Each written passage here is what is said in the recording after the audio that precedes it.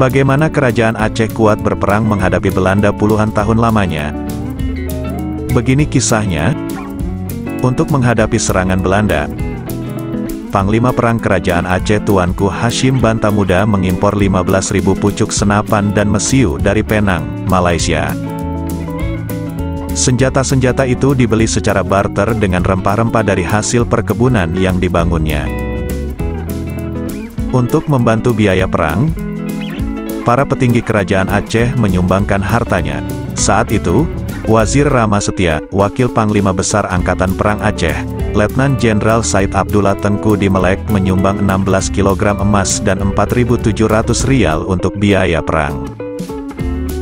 Sumbangan itu diberikan pada bulan Rabiul Awal 1290 Hijriah, 1873 Masehi, dan dicatat dalam Sarakata Risalah Sedekah bertulis tangan huruf Arab, yang kemudian menjadi dokumen kerajaan peninggalan Wazir Rama Setia Kerajaan Aceh.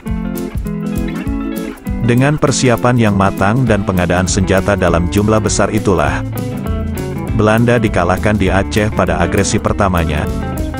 Kekalahan Belanda di Aceh pada tahun 1873 itu juga ditandai dengan tewasnya Panglima Perang Belanda Mayor Jenderal J.H.R. Kohler karena ditembak di dadanya oleh penembak jitu, sniper, Aceh di halaman utara Masjid Raya Baitur Rahman.